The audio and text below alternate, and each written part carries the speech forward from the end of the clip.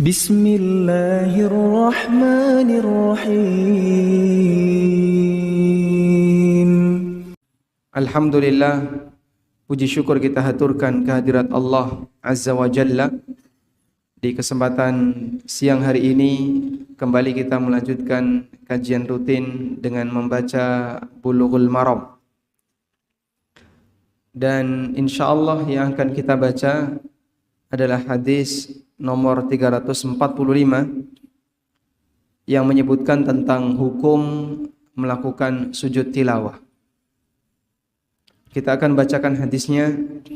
An Umar radhiyallahu anhu qala, dari Umar radhiyallahu anhu beliau mengatakan, ya ayyuhan nas, inna namurru bis sujudi faman sajada faqad asaba wa man lam yasjud fala ithma alaihi, rawahul Bukhari. Wahai sekalian manusia, wahai para jamaah, kita telah melewati ayat sajdah. Faman sajada, siapa yang sujud, faqad asaba, maka dia mendapatkan pahala. Dia melakukan hal yang benar, artinya mendapatkan pahala.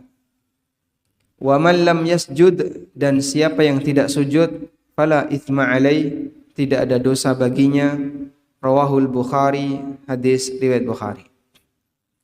Wa fihi, dan ada riwayat tambahan, innallaha ta'ala lam yafrid as-sujuda illa an nasha. Sesungguhnya Allah Ta'ala tidak mewajibkan sujud tilawah illa an nasha, kecuali ketika kita ingin melakukannya. Wa huwa fil Muwatta, dan tambahan ini ada di Al-Muwatta. Nah, hadis yang kita baca ini adalah hadis yang sahih karena hadisnya riwayat Bukhari. Sementara apa yang diriwayatkan oleh Imam Malik dalam Al-Muwatta, sanadnya rijaluhu thiqat, sanadnya thiqat, hanya saja ada yang munqati, ada yang terputus antara Urwah bin Zubair dengan Umar Ibn Khattab radhiyallahu anhu, karena Urwah tidak ketemu Umar. Riwayat yang lengkap dalam Al-Muwatta dari Hisham bin Urwah, dari Urwah Ibn Zubair. Beliau menceritakan, anna Umar bin Al-Khattab qara'a sajdatan, bahwa Umar bin Khattab pernah membaca ayat sajdah. Wa huwa 'alal mimbar, dan ketika itu beliau di atas mimbar, yaumal jum'ah, saat hari Jumat. Fa nazala fasajada wa sajadan nasu ma'ah. Kemudian beliau turun dari mimbar, lalu beliau sujud tilawah, dan para jamaah ikut sujud tilawah. Thumma qara'aha yaumal jum'atil ukhra. Kemudian beliau membaca ayat sajdah di hari Jumat berikutnya. Fatahayya'an nasu lisujud, dan ketika jamaah sudah persiapan untuk sujud, faqala, beliau mengatakan, ala rislikum, tetap di tempat kalian. Ala rislikum, tetap di tempat kalian, jangan sujud. Lalu beliau memberikan pengarahan, innallaha lam yaktubha alaina illa an nasha. Allah tidak mewajibkan sujud ini kepada kita illa an nasha, kecuali kalau kita mau melakukannya dengan keinginan kita sendiri, alias yang mau sujud silahkan. Falam yasjud, dan beliau tidak sujud. Wa mana'ahum ayyasjudu, dan beliau juga melarang jamaah untuk sujud. Ini keterangan yang disebutkan dalam Al-Muwatta. Baik, kita akan membahas dari hadis ini berkaitan dengan hukum sujud tilawah. Terkait hukum sujud tilawah, ada dua pendapat ulama. Pendapat yang pertama, bahwa sujud tilawah hukumnya tidak wajib, hanya dianjurkan. Dan ini merupakan pendapat jumhur ulama. Bahkan ada yang mengatakan syibhul ijma', mirip ijma'. Sebab ini terjadi di zaman Umar radhiyallahu anhu, dan di masa beliau masih banyak para sahabat. Ketika beliau tidak sujud tilawah, dihadiri oleh banyak sahabat karena situasinya pada waktu Jumatan, dan tidak ada di antara mereka yang mengingkari. Dan karakter sahabat apabila mereka menjumpai hal yang tidak mereka setujui, mereka akan angkat bicara. Makanya diamnya sahabat terkadang bisa menjadi dalil. Diamnya seseorang di zaman sahabat itu bisa menjadi dalil. Karena ketika dia diam, indikasi dia setuju. Dan ketika dia setuju, indikasi bahwasanya ini sesuai dengan pendapatnya. Ini sangat berbeda dengan karakter manusia di zaman belakangan. Di zaman kita, diamnya seseorang sama sekali tidak bisa jadi acuan. Apalagi orang Jawa yang dia punya sifat pekewo, gak enakan, sehingga ngomongnya di belakang. Waktu di depan dia diam, di belakang baru dia mulai bicara. Padahal Allah menciptakan kita punya mulut di depan agar kita tidak bicara di belakang. Betul enggak? Tapi orang Jawa ketika melihat sesuatu yang tidak dia sukai di hadapannya, mungkin dia sungkan, mungkin dia bekewo, dia merasa enggak enak, dia enggak punya keberanian, akhirnya dia diam. Bisa jadi kondisi diam itu sampai pada tingkatan tokoh. Bahkan ketika dia punya jabatan. Bahkan termasuk dia disebut sebagai orang yang terhebat di sana, tapi ketika melihat pelanggaran itu dilakukan oleh orang yang lebih kuat, dia tidak berani untuk bicara. Makanya diamnya orang di zaman sekarang tidak bisa jadi dalil. Dulu kekuatan manusia beda. Sehingga orang yang punya kedisiplinan yang luar biasa, sensitif terhadap pelanggaran. Saking sensitifnya terhadap pelanggaran, kalau ada bagian yang menurut dia ini melanggar, langsung bicara. Dia akan ingatkan. Karena mereka masih menjaga sabda Nabi SAW, "Man ra'a minkum munkaran falyughayyirhu biyadihi, fa illam yastati' fa bilisani, fa illam yastati' fa biqalbihi, wa dzalika adhaful iman." Siapa yang melihat kemungkaran di antara kalian, ingatkan dengan tangannya. Kalau enggak bisa dengan lisannya. Kalau enggak bisa, minimal dengan hatinya. Dan itu disebut oleh Nabi SAW sebagai kondisi iman yang paling lemah dalam masalah amar ma'ruf nahi mungkar. Makanya kalau sampai ada orang melihat kemungkaran dan dia menikmatinya, berarti tingkatan iman yang paling lemah amar ma'ruf nahi mungkar nggak ada pada hatinya.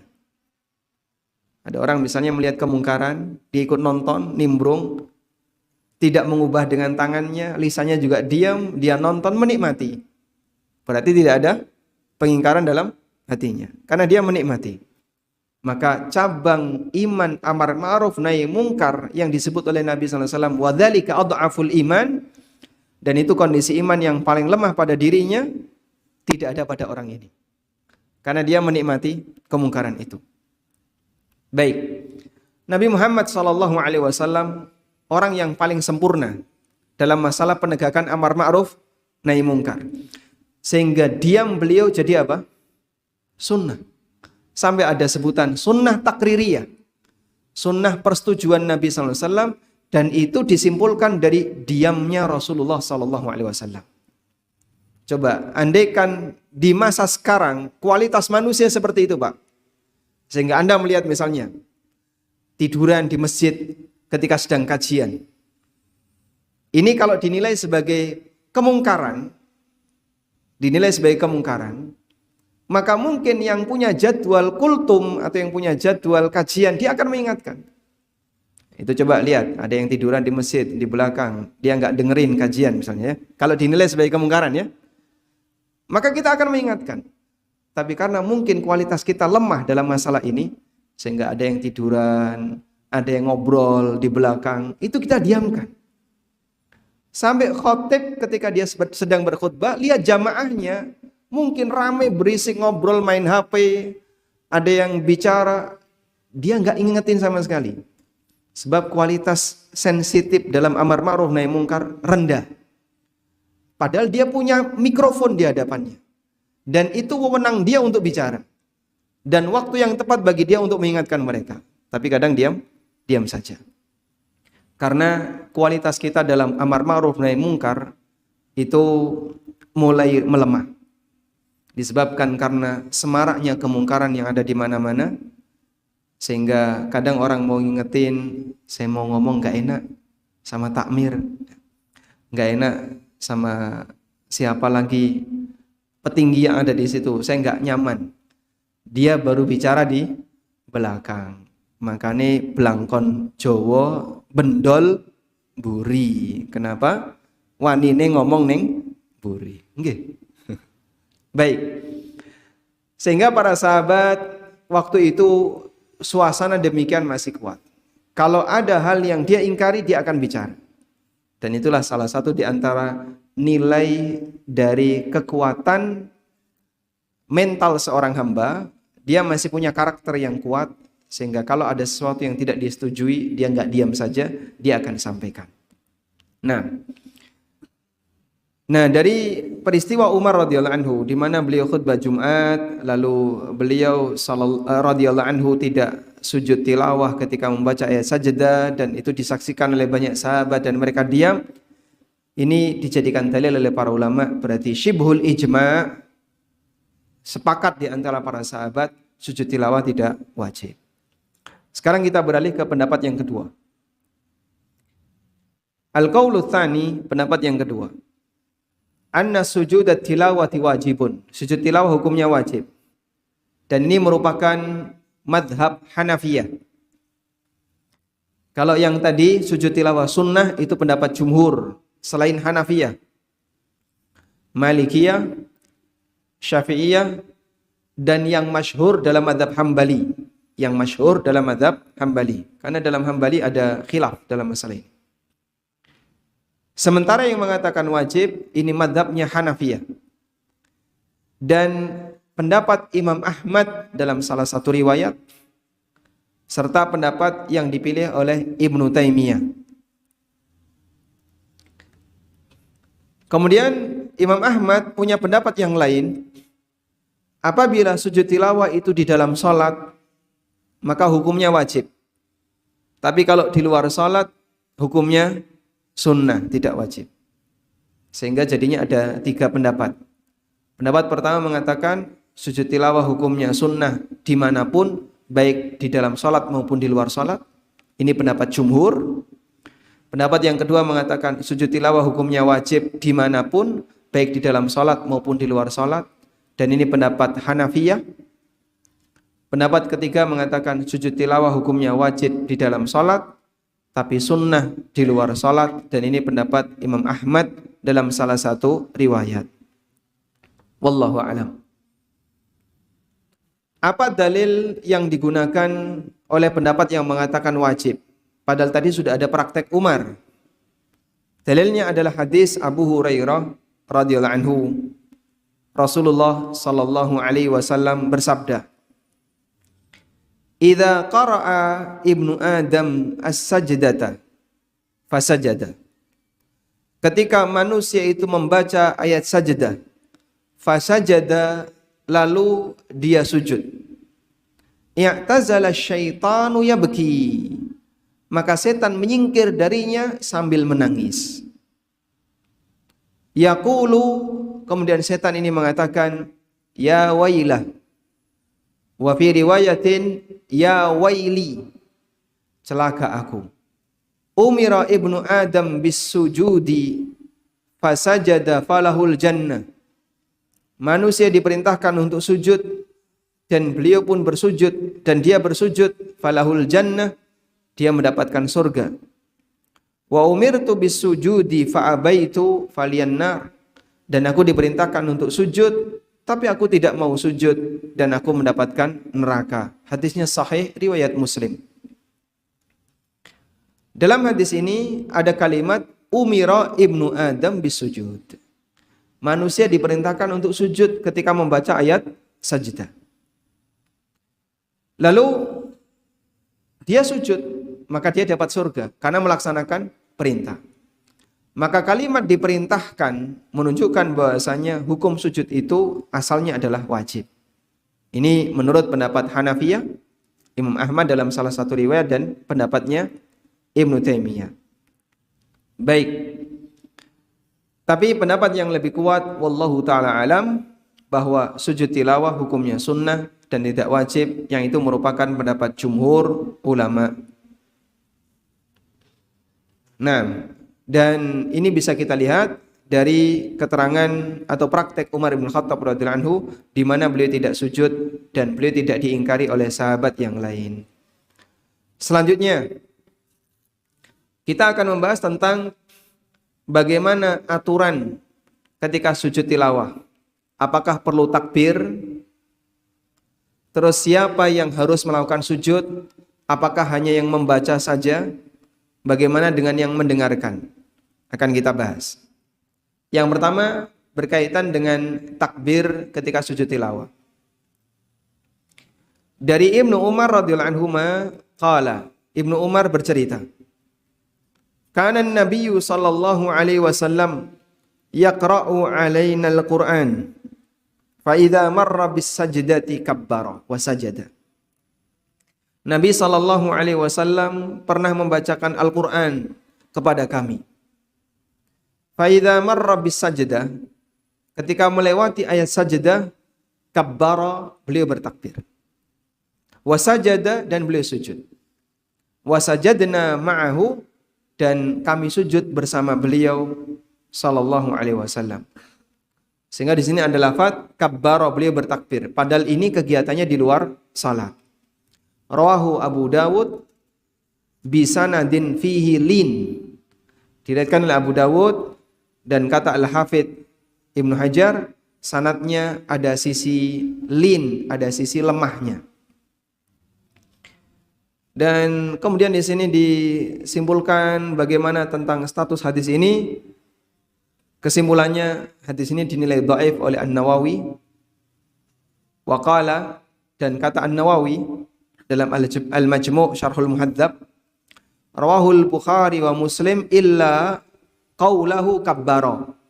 Redaksi seperti ini disebutkan dalam Sahih Bukhari dan Muslim, tapi tidak ada tambahan kabbara, beliau bertakbir. Sehingga sisipan tambahan kabbara ini dhaif.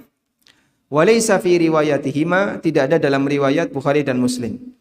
Wa hadhihi lafdhatu fi riwayati Abi Dawud, lafaz ini ada pada riwayat Abu Dawud dan sanadnya dhaif. Ini keterangan An-Nawawi. Baik. Nah, berangkat dari perbedaan ulama berkaitan dengan menilai tambahan takbir tadi, maka ulama beda pendapat. Apa hukum takbir ketika sujud tilawah? Kita kasih rincian. Yang pertama, apabila sujud tilawah itu dilakukan di dalam salat, maka disyariatkan untuk bertakbir. Berdasarkan hadis yang menunjukkan makna umum bahwa setiap gerakan dalam salat baik naik maupun turun diiringi dengan takbir. Kana Nabi sallallahu alaihi wasallam yukabbiru hina yarfa'u wa yakhfad. Nabi sallallahu alaihi wasallam bertakbir ketika beliau naik dan beliau turun. Maka setiap gerakan salat naik turun itu takbir. Sehingga sujud tilawah takbir.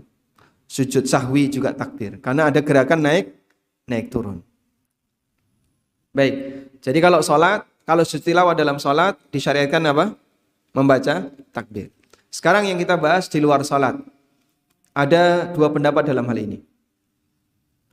Pendapat yang pertama, sujud tilawah yang dilakukan di luar salat juga dianjurkan untuk bertakbir ketika turun sujud, tapi tidak bertakbir ketika naik dari sujud. Wa hadza qaulu Abi Hanifah fi riwayatin anhu wa ba'du Syafi'iyah wa ba'dul Hanabilah. Ini adalah pendapat Abu Hanifah dalam salah satu riwayat dari beliau, pendapat sebagian ulama Syafi'iyah, dan pendapat sebagian ulama Hambali. Pendapat yang kedua, bahwa annahu yukabbiru lis-sujudi wa yukabbiru lirraf'i minhu. Takbir itu dilakukan ketika turun sujud dan ketika bangkit dari sujud. Wa hadza qaulul jumhur, dan ini pendapat mayoritas ulama. Dalilnya adalah hadis ini.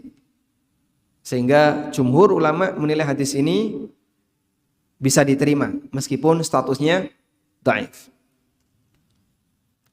Wali annahu sujudun munfaridun fasyuri'at takbiru fi ibtidaihi warraf'i minhu. Dan karena ini yang dilakukan hanya sujud, maka dikiaskan sebagaimana sujud dalam salat.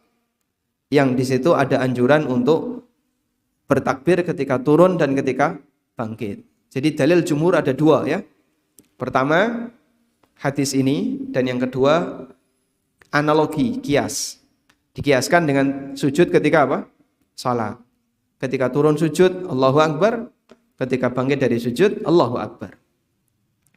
Pendapat yang ketiga, tidak ada anjuran untuk takbir ketika sujud tilawah sama sekali.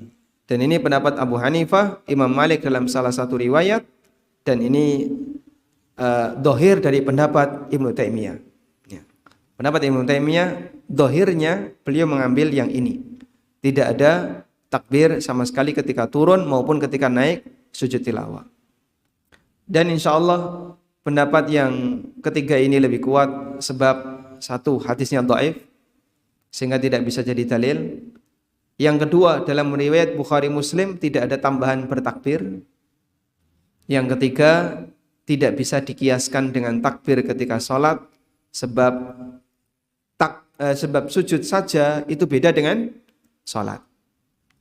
Sholat itu disyaratkan harus suci dari hadas, menghadap kiblat, kemudian bersih dari najis, dan seterusnya. Kalau sujud tilawah tidak harus. Makanya kalau ada orang, misalnya ibu-ibu ya, baca Al-Quran dalam kondisi nggak pakai jilbab, boleh nggak? Boleh. Kenapa? Bukan syarat baca Quran harus menutup aurat. Sehingga ada ibu-ibu di rumah baca Quran nggak pakai jilbab, membaca ayat sajdah. Lalu mau sujud, perlu cari jilbab dulu atau tidak? Atau langsung sujud? Jawabannya langsung sujud. Karena sujud itu bukan salat, sehingga tidak disyaratkan ketentuan sebagaimana syarat yang berlaku dalam salat. Wallahu a'lam. Sehingga insya Allah pendapat yang lebih kuat dalam hal ini adalah bahwa ketika sujud tilawah tidak perlu takbir. Baik. Selanjutnya yang terakhir ya. Kepada siapa sujud tilawah itu dianjurkan untuk dilakukan? Ada dua orang yang dianjurkan untuk sujud tilawah. Pertama, orang yang baca Al-Quran, Al-Qari, orang yang baca Al-Quran. Yang kedua, orang yang memperhatikan bacaan Al-Quran, mustami'. Bedakan antara sami' dengan mustami'. Bedanya apa, Pak? Kalau sami' artinya mendengar, tapi bisa jadi dia nggak begitu memperhatikan. Misal ya, sebelum Jumatan di setel murotal, wah, sak masjid krungu kabeh. Ditambah di luar juga dengar ya. Padahal sebenarnya kan waktu untuk sholat sunnah. Memperbanyak sholat sunnah sampai imam naik mimbar. Baik. Sehingga ada banyak orang yang mendengar murotal itu. Lalu dalam murotal itu terbaca ayat sajdah. Misalnya dalam firman Allah Subhanahu wa taala, "Fama lahum la yu'minun wa idza quri'a 'alaihimul Qur'anu la yasjudun." Itu sujud tilawah di surat Al-Insyiqaq. Terus masyarakat umum mendengar itu. Mereka dengar tapi enggak perhatian. Karena mereka sedang beraktivitas. Apakah mereka disyariatkan untuk sujud? Jawabannya tidak. Karena mereka hanya mendengar suara tapi tidak perhatian terhadap ayatnya. Maka bedakan antara mendengar dengan memperhatikan. Kalau Anda memperhatikan, Dia didengarkan dengan seksama, fokus. Apa yang kita ada suara itu kita fokus mendengarkannya, maka saat melewati ayat sajdah kita sujud tilawah. Baik. Hanya saja untuk bagian mustami', bagi orang yang memperhatikan bacaan orang lain, dia baru disyariatkan sujud tilawah jika yang membaca sujud tilawah. Tapi kalau yang membaca tidak sujud, maka yang mendengarkan, yang memperhatikan tidak perlu sujud. Ini berdasarkan riwayat Umar tadi. Jadi saat beliau khutbah Jumat, beliau mengutip ayat sajdah, lalu beliau tidak sujud. Wa manahum ayyasjudu, beliau melarang jamaah untuk sujud. Karena Umar tidak sujud. Dan bahkan beliau mengatakan ala rislikum, tetap di tempat kalian. Tidak usah sujud. Sehingga ini dalil apabila yang membaca tidak sujud, maka mustami' tidak perlu sujud. Wallahu a'lam. Baik. Sementara untuk orang yang mendengar biasa, bukan memperhatikan serius, maka dia tidak perlu sujud. Karena orang ini tidak disebut sebagai mustami' Al-Quran. Termasuk juga orang yang hanya membaca, tapi membaca dengan metode scanning. Scanning kan mata melihat, tapi tidak keluar suara. Ini tidak bisa disebut tilawah. Karena syarat tilawatul Quran itu harus keluar suara. Sehingga kalau tidak keluar suara, tidak mendapatkan pahala per huruf. Sebagaimana yang dijanjikan oleh Nabi SAW, man qara'a kitab harfan min kitabillah falahu biha ajrun wal hasanatu bi asyri amthaliha. Barang siapa yang membaca satu huruf dari kitabullah, falahu biha hasanatun, maka dia mendapatkan satu pahala, wal hasanatu bi asyri amthaliha, dan satu pahala dilipatkan 10 kali. Ini berlaku bagi yang membaca, yang keluar suara. Tapi kalau cuma scanning, Pak, ya cuma gini, tapi tidak keluar suara, tidak dapat pahala per huruf. Ilmu tajwid itu diajarkan karena dalam baca Quran harus keluar suara. Nek scanning tidak perlu ilmu tajwid. Nggih. Kalau scanning kan tidak perlu pakai ilmu tahsin, ilmu tajwid. Enggak ada gunanya itu semua. Guna, idgham, idhar, ikhfa itu enggak ada gunanya kalau hanya membaca scanning. Makanya baca Quran yang bernilai pahala jika diiringi dengan tartil. Warattilil Qur'ana tartila. Bacalah Quran dengan tartil. Walhamdulillahirabbil alamin. Demikian sebagai pengantar yang bisa kami sampaikan. Ada yang mau disampaikan, silakan. Enggak.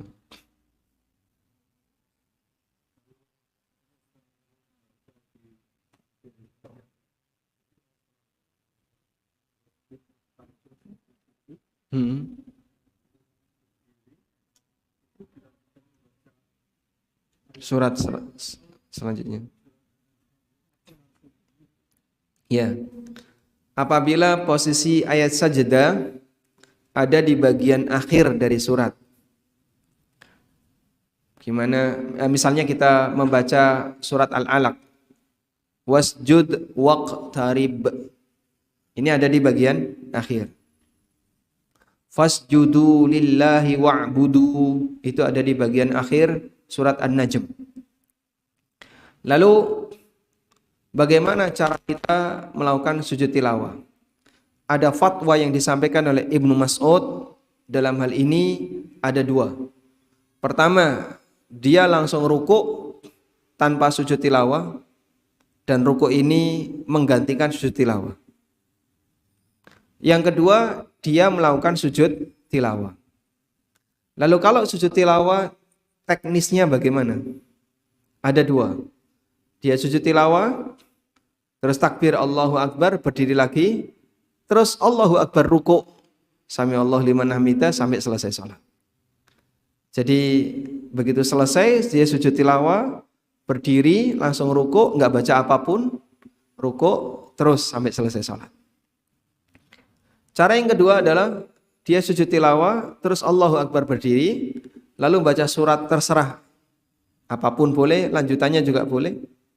Kemudian setelah itu kemudian setelah itu rukuk dan lanjutkan sampai selesai salat. Wallahu a'lam. Penyekap, ada lagi? Baik, demikian yang bisa kita bahas. Semoga bermanfaat dan insyaallah di pertemuan berikutnya kita akan membahas tentang sujud syukur. Wassallallahu ala nabiyyina Muhammadin wa ala alihi wa sahbihi wa sallam wa akhiru da'wana alhamdulillahi rabbil alamin. Subhanakallahumma wa bihamdika asyhadu an la ilaha illa anta astaghfiruka wa atubu ilaik. Wassalamualaikum warahmatullahi wabarakatuh.